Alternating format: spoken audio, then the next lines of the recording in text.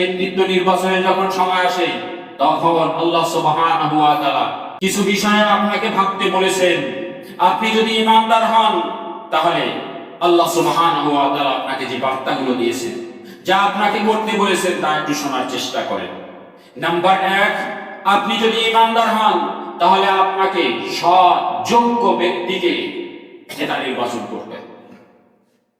আপনি যদি ঈমানদার হন তাহলে সৎ ব্যক্তিকে, যোগ্য ব্যক্তিকে যোগ্য জায়গায় বসাতে হবে। এই মসজিদের ইমামতি করার জন্য আপনি কোনো অশিক্ষিত লোককে এখানে দায়িত্ব দিবেন না। ঠিক একইভাবে এই প্রাইমারি স্কুলের হেডমাস্টারি করার জন্য একজন কৃষককে নিয়ে বসাবেন না। ঠিক একইভাবে এই পরিষদে আপনি যখন কাউকে বসাতে যান তখন আপনার এই ধর্মের কোনো বাদ বিচার থাকে না। ওই পরিষদ চালানোটাকে ইমামতির চেয়ে সহজ, ওই পরিষদ চালানোটাকে এই প্রাইমারি স্কুলের হেডমাস্টারের থেকে সহজ। বরং যখন একটা সমাজের দায়িত্ব নেয় তখন ওই ব্যক্তির মধ্যে ইমামতির যোগ্যতা থাকতে হয় যে প্রয়োজনে সে মসজিদের ইমামতি করতে পারবে, প্রয়োজনে সে হেডমাস্টারি করতে পারবে, প্রয়োজনে সে আরো যত জায়গাগুলো রয়েছে। এই সমাজে চোর গুন্ডা ছাড়া ভালো মানুষ নেই, চোর ডাকাত ধর্ষণ অত্যাচারী জালেম ছাড়া আর কোনো মানুষ নেই। লজ্জা হয় না যে একটা চোরকে আমার নেতা বানাবো? লজ্জা হয় না একটা অশিক্ষিত মূর্খ মানুষকে আমি আমার লিডার বানাবো? লজ্জা হয় না একটা ধর্ষক, একটা দুর্নীতিবাদ, একটা খুনি, একটা লম্পট, একটা চোর গম চুরি করেছে এরকম একটা মানুষকে আমি নেতা বানাবো? আপনি মনে করেন না যে এগুলোর জবাব আল্লাহর কাছে দিতে হবে? আল্লাহ তো ছাগল গরু এ ধরনের কোন চতুষ্পদ জন্তুকে তো বিবেক দেয়।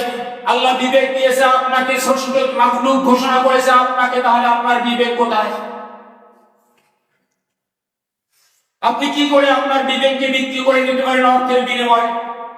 আপনি বিবেক বিক্রি করে এক গুনাহ করতেছেন, আবার এই বিক্রি করা এই গুনাহের পাশাপাশি ধারাবাহিকতা আপনি আবার অযোগ্য ব্যক্তিকে যখন সমর্থন দিবেন তখন গুনাহ আরেকটা করলেন। এই অযোগ্য চোর ডাকাত বদমাইশের পিছনে যখন আপনি সমর্থন জানালেন, চিৎকার করলেন, চেঁচামেচি করলেন, তখন গুনাহ আরো একটা করলেন।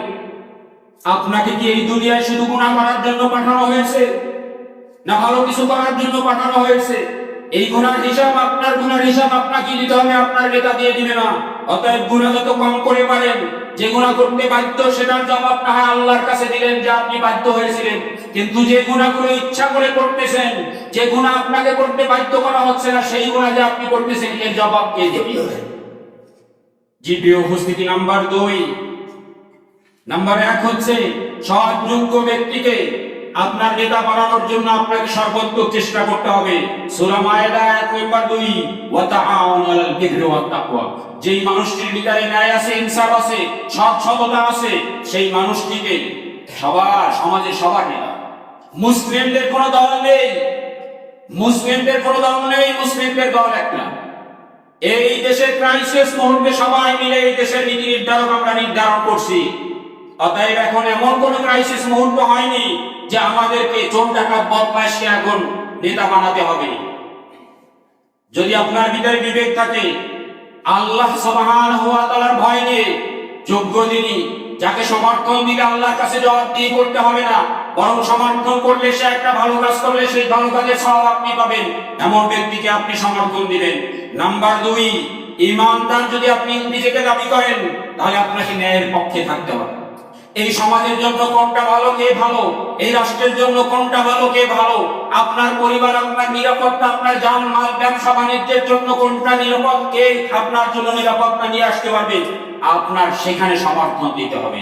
এটা আল্লাহ সুবহানাহু ওয়া তাআলার নির্দেশ। প্রত্যেক জুমার মধ্যে আমরা এই কথাগুলো শুনি, ইন্নাল্লাহা ইয়া'মুরু বিল আদলি ওয়াল ইহসান। আল্লাহ অর্ডার করেছেন, আমর করেছেন, নির্দেশ করেছেন যে ইনসাফের পক্ষে থাকবে, আদালতের পক্ষে থাকবে। নাম্বার 3, আপনার সমর্থন, আপনার ভোট, এটা একটা আমানত। আপনি অযোগ্য মানুষের হাতে আমানতদারিটা যদি তুলে দেন তাহলে এর জন্য আল্লাহর কাছে জবাব দিতে হবে, কারণ আপনি আল্লাহর অর্ডার লঙ্ঘন করেছেন। রব্বুল আলামিন ইরশাদ করেন, ইন্নাল্লাহা ইয়া'মুরুকুম আন তুআদ্দুল আমানাতি ইলা আহলিহা। যারা উপযুক্ত, যারা যোগ্য ইমামতি, তাকে ইমামের জায়গায় বসাও। যারা হেডমাস্টার হওয়ার যোগ্য তাকে হেডমাস্টারের দায়িত্ব দাও। যারা পরিষদের উপযুক্ত তাকে পরিষদে পাঠাও। যারা বিচারক হওয়ার উপযুক্ত তাকে বিচারক বানাও। যে প্রিন্সিপাল হওয়ার উপযুক্ত তাকে প্রিন্সিপাল বানাও। যে ব্যবসায়ীদের দায়িত্ব গ্রহণ করলে ব্যবসায়ীদের মঙ্গল হবে তাকে ব্যবসায়ীদের দায়িত্ব দাও। এভাবে আল্লাহ সুবহানাহু ওয়া তাআলা আমানতদার রিতাদের যথাযথভাবে রক্ষা করতে হবে, তার কাছে আমানতদারিতা তুলে দিতে বলেছেন। নাম্বার 4, আল্লাহ সুবহানাহু ওয়া তাআলা অর্ডার বলছে, ইয়া আইয়ুহাল্লাযীনা আমানু তাকুল্লাহা ওয়া কুনু মা'আস সাদিকিন।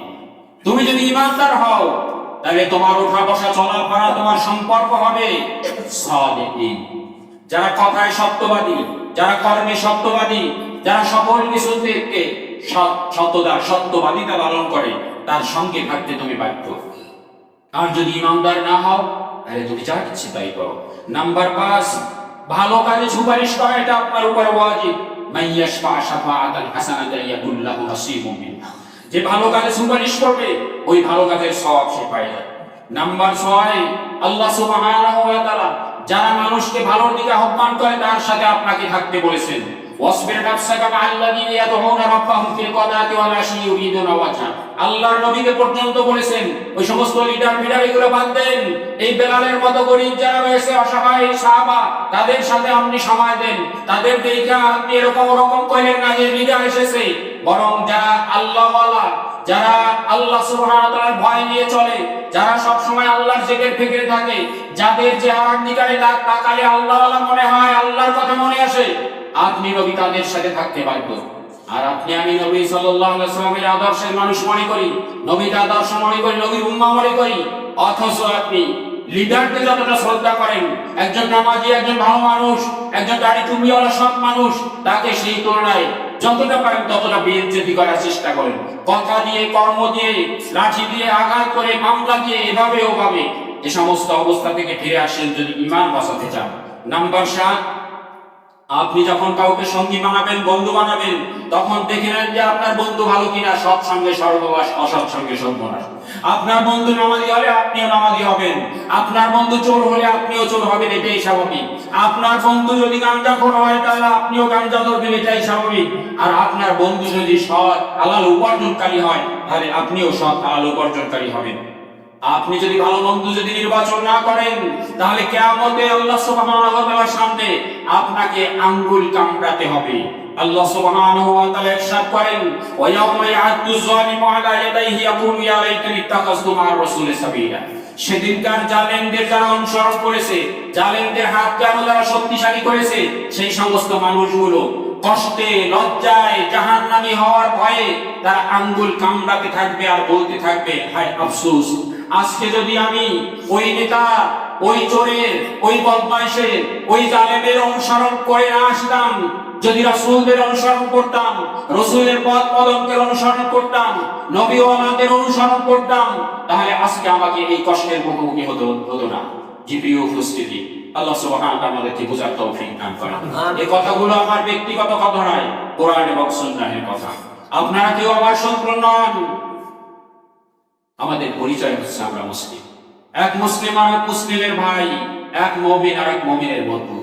বন্ধুর সাথে বন্ধুর যেমন আচরণ হওয়া উচিত, এক সমাজে বসবাস করতে গেলে তার থেকেও বেশি কিছু হওয়া উচিত, অথচ আমরা উল্টোটা দেখতেছি।